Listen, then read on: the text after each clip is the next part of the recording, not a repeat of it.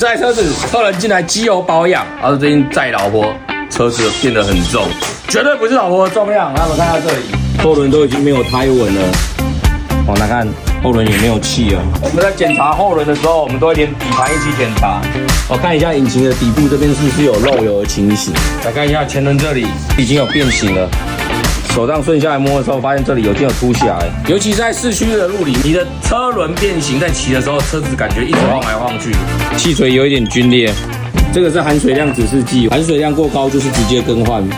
OK， 目前还在范围值里面。机油保养还只是倒进去漏出来而已吗？我们的机油保养会帮你做一些安全性的健检啊。机车健检找 Hanson， 我在万华等你来。